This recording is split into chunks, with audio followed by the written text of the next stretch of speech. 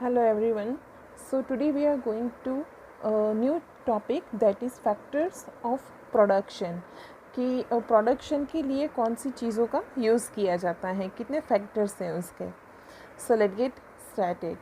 Production is done with the help of natural resources and labour. देखो production कैसे बनता है, तो वो नेचुरल रिसोर्स हैं उसकी मदद से और जो लेबर हैं उसकी मदद से प्रोडक्शन किया जाता है. Different types of tools are used for production. कि प्रोडक्शन करने के लिए बहुत ही अलग अलग टाइप के टूल्स मशीन्स का यूज़ किया जाता है.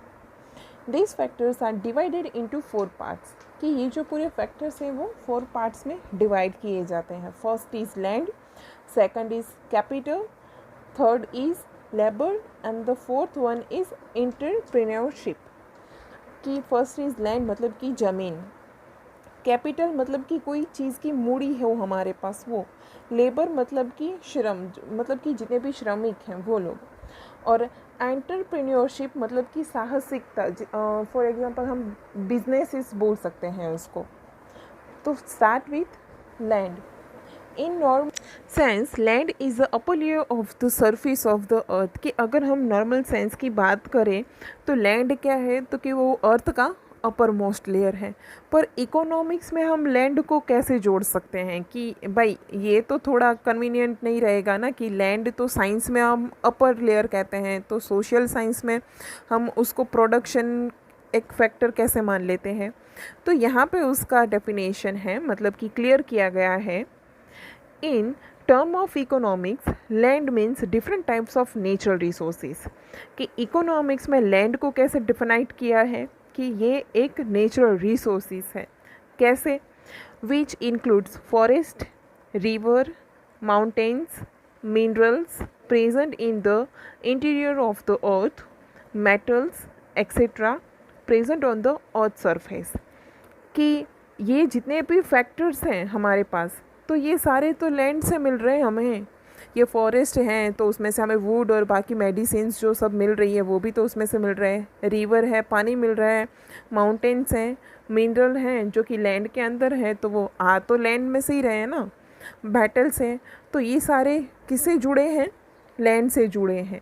दस land is a natural tool for production. अगर यही हमारे पास नहीं होगा तो भाई प्रोडक्शन कैसे होगा? फॉरेस्ट ही नहीं होगा, पेड़ ही नहीं होंगे तो वुड कहाँ से आएगा? तो ये एक बेसिक डिफिनेशन था लैंड का. सेकंड वन है कैपिटल. कैपिटल मतलब कि यहाँ पे हम मूड़ी बोल सकते हैं कोई चीज़ की. कैसे?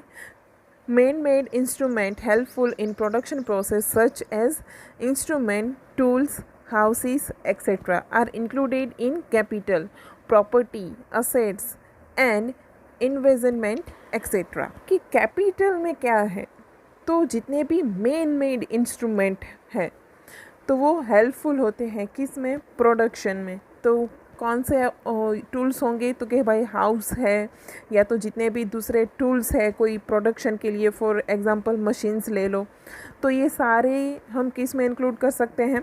कैपिटल में इंक्लूड कर सकते हैं. कि जो भी हम इन्वेस्ट करते हैं तो ये सारा क्या हो जाएगा? हमारा कैपिटल हो जाएगा. थर्ड वन है लेबर. लेबर मीन्स मेंटल और physical work done with the aim to obtain monetary gain. देखो यहाँ पे मैं एक सिंपल एग्जांपल देती हूँ कि जब भी हमारे घर पे कोई लेबर काम करने आता है तो वो कितना मेहनत से काम करता है, उसका फिज़िकल वर्क कितना होता है. अगर कुछ भी हमें नल ठीक करवाना है, पानी लीकेज हो रहा है, तो वो जो लेबर हमारे घर पे आता है तो वो अपनी सूझबूझ से थोड़ा फिज़िकल वर्क करके वो क्या कर देगा? ठीक कर देगा. तो वो ठीक कब करेगा? वो कोई सोशल सर्विस करने निकला है? नहीं. तो वो कैसे, क्यों ठीक कर रहा है? क्योंकि उसको सामने कुछ चीज़ मिल रही है. क्या मिल रही है? उसको मनी मिल रहा है, तभी वो काम करने आ रहा है हमारे घर पे. तो सेम चीज़ यहाँ पे है कि लेबर किसे कहते हैं? कि जो मेंटल और फिज़िकल वर्क को क्यों कर रहा है? ताकि सामने उसको कोई चीज़ मिल रही है, तो उसको क्या कहते हैं? हम लेबर कहते हैं. Labour is a living factor of production. कि लेबर है वो क्या है? एक लिविंग फैक्टर है कोई भी प्रोडक्शन के लिए. Work of farm labours, workers teachers, doctors, artisans etcetera is called labour. कि जैसे कोई भी एग्जांपल ले लो कि जितने भी फार्मर्स हैं तो वो हमें क्रॉप्स दे रहे हैं तो सामने उसको पैसा भी तो मिल रहा है। डॉक्टर्स हैं तो डॉक्टर्स को सैलरी मिल रहा है।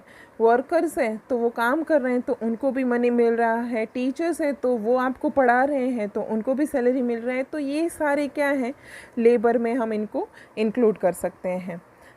And the fourth one is entrepreneurship.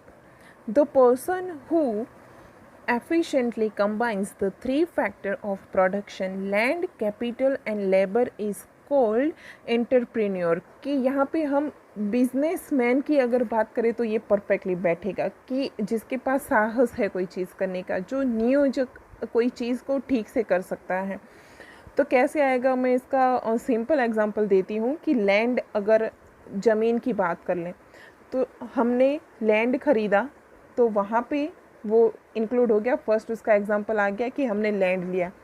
Second, capital में से हमने लिया कि हमने स्कूल बनाया वो लैंड के ऊपर, तो वो सेकंड कैपिटल में से हमने क्या कर लिया कि जो कि मेन मेड चीज़ है, तो वो क्या हो गया, स्कूल तो बनाया हुआ है मेन में। Third one labour. लेबर में हम क्या कर सकते हैं कि हमने स्कूल में प्रिंसिपल रखें, टीचर्स रखें, बाद में वर्क करने के लिए और थोड़े प्यून और वो सब रख दिए, तो ये क्या हो गया, लेबर में इंक्लूड हो गया। And the fourth one is entrepreneur. तो वो कौन रहेगा, ट्रस्टी रहेंगे। क्यों, क्योंकि उन्होंने लैंड भी ख़रीदा, बाद में उसके ऊपर स्कूल भी बनाया, उसके अंदर लेबर भी इंक्लूड किए, तो वो फोर्थ वन क्या हो गया, जो हमारे ट्रस्टी हैं वो एंटरप्रेन्योर के, जिसके पास साहस है कुछ करने के लिए।